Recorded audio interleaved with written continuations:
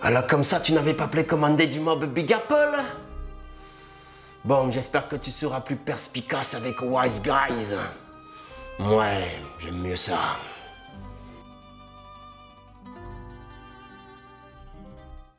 Salut, c'est Thomas et on est chez Matago pour parler de Wise Guys. Ah, la prohibition, un thème fascinant pour les jeux de société.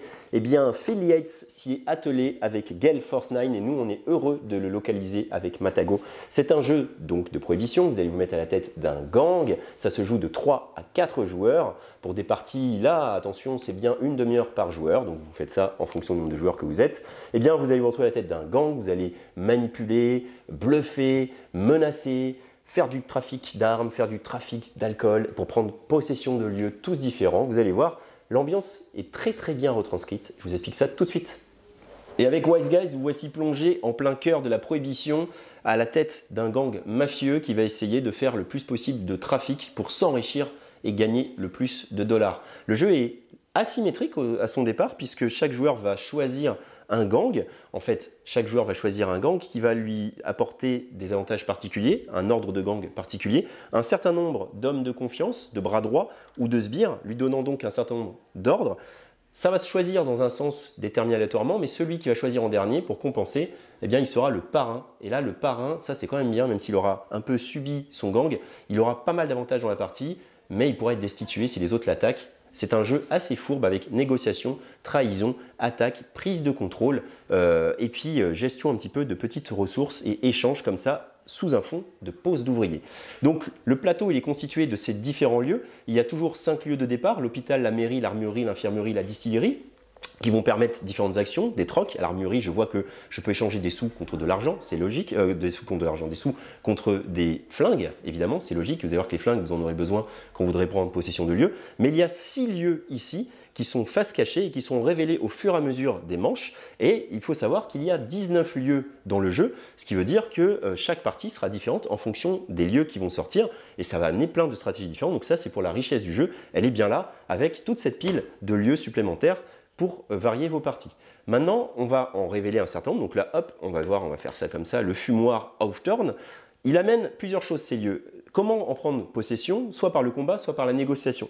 Donc soit vous êtes un habile diplomate, soit vous êtes plutôt un habile fusilier, et vos hommes auront des valeurs de négociation ou de combat, et vous les enverrez sur les lieux afin de soit activer les lieux, soit de prendre possession des lieux contre quelqu'un qui y serait déjà, et dans ce cas-là, il y aura un combat qui va se gérer à l'aide de ces fameux ordres.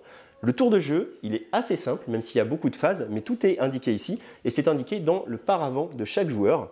Donc on n'est jamais perdu dans le jeu, il suffit de suivre le résumé des ordres et le résumé de la manche. La manche, elle finit par collecter les jetons ordres. Les jetons ordres, ce sont ces petits jetons-là, en forme de voiture. Vous allez en collecter autant que vos bras droits, ça c'est des gens importants. Alors les bras droits, vous n'en avez pas beaucoup au début, enfin ça va dépendre des gangs. Ici je commence avec 3 bras droits, mais il y a un gang qui commence avec un seul bras droit, mais avec plus de sbires. Les sbires, c'est ces petits bonhommes-là, mais vous allez pouvoir les promouvoir bras droit, ça c'est une action possible. Ça va vous coûter un petit peu, mais ça vous permettra d'avoir donc du coup plus de jetons ordres, qui sont un peu le nerf de la guerre, puisque ça vous permet de faire plus d'actions que les autres. Ensuite, on a des nouveaux trafics, c'est-à-dire qu'on va révéler 2 nouveaux lieux, et donc petit à petit, les différents lieux vont rajouter des possibilités aux joueurs. Ensuite, on a les années folles, c'est ce petit paquet de cartes très intéressant, puisque on va révéler un certain nombre de cartes au début, 1, puis 2, puis 3 à chaque manche, et ces cartes, ça va amener soit en fait des petites embûches pour tout le groupe, c'est-à-dire des fois des descentes de police, et il faudra se concerter un petit peu pour arriver à faire quelque chose qui évitera la descente de police, soit ça va amener des nouveaux lieux, temporairement, qui permettront donc d'être en plus de ces lieux-là, soit ça va amener des changements de règles, des vraiment changements de règles. Par exemple, il y a une règle qui dit que maintenant, ce n'est pas vous qui déplacez vos personnages, c'est les autres qui déplacent vos personnages et vous déplacez les personnages des autres. Mais il y a plein de surprises parce que le paquet, encore une fois, il est très gros et ces changements de règles vont amener plein de saveurs aussi. Donc quand on voit qu'il y a changement de règles et changement de lieu, on voit qu'on a beaucoup de profondeur de jeu. On a ensuite la phase de donner des ordres, c'est la phase principale. Dans l'ordre du tour, en commençant par le parrain. Alors le parrain, il peut casser toutes les égalités, il remporte tous les combats en cas d'égalité, il choisit en cas d'égalité qui gagne. C'est un jeu où il y a de la négociation, un petit peu comme dans Catan. On peut s'échanger plein de choses, des sous, de la liqueur et des armes. Et puis, on n'est pas obligé de respecter ses paroles, sauf si c'est sur un échange immédiat. Mais sans ça, on peut dire plus tard, je te filerai des sous, et en fait, ne pas en donner. Donc ça, c'est le côté sympa du jeu et assez trahison. Mais le parrain, lui, il peut tout gérer ça. Donc on va avoir envie en tout cas que la même personne ne reste pas parrain toute la partie, ça c'est sûr. On va aussi gérer sa réputation. La réputation, il y a des lieux qui vous en font perdre. Le fait d'aller dans certains lieux vous feront perdre la réputation, vous en feront gagner. La réputation vous permettra de déterminer combien de bouteilles d'alcool vous êtes à même de vendre à chaque phase de marché noir.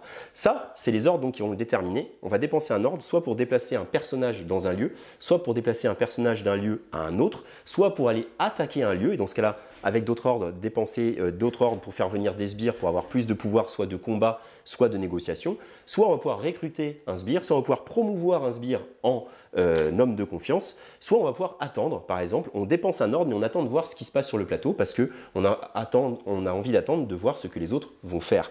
Ça, c'est les différents ordres. Une fois que chacun a joué tous ces ordres, on va arriver à la phase du marché noir dont je vous parlais. Alors le marché noir, c'est sympa, donc ce que vous allez pouvoir vendre va dépendre de votre réputation, mais ce que vous allez vendre et la valeur de ce que vous allez vendre va dépendre de ce que vont miser les joueurs. En gros, en secret, chacun va miser un certain nombre de bouteilles, va les révéler, on va les additionner et en fonction du plateau qui est là, ça va déterminer la valeur de la bouteille. Évidemment, plus il y a de bouteilles qui ont été proposées à la vente, moins la bouteille est valorisée, évidemment, puisqu'il y en a beaucoup. Mais plus les bouteilles sont rares, plus les bouteilles sont valorisées. Là aussi, il y a une petite phase de mise assez subtile et assez savoureuse qui donne aussi son charme au jeu. Et ça, une fois qu'on aura fait ça, on va résoudre peut-être les cartes. Ensuite, on va arriver sur la phase d'entretien, on va remettre tout ça, et puis c'est tout. Et en fait, ce qui est vraiment très sympa, c'est que ça roule comme ça avec le petit suivi sur son petit paravent, également au dos de la règle. Et puis ensuite, il y a tout ce côté de gestion, de trahison, et on a vraiment cette ambiance de mafia, de gérer son cartel, de faire ses petits trafics, de noyer soit d'alcool pour que les autres ne gagnent pas beaucoup d'argent, ou alors de faire de la rétention pour revaloriser la bouteille, d'aller sur les lieux, de disputer, de mettre en défi le parrain. Tout ça dans cette boîte de Wise Guys. Alors on avait eu Mob qui était sorti il y a un peu de temps et qui était un 2 joueurs plutôt mécanique. Ici on a un Wise Guys qui est plutôt très thématique, comme un jeu vidéo, tu me disais Kylian, comme ce côté, on va pouvoir faire plein de choses qui sont très portées par le thème, aller dans plein d'endroits différents, découvrir tous ces endroits, faire tout ce commerce et on espère donc que ça vous plaira. À bientôt.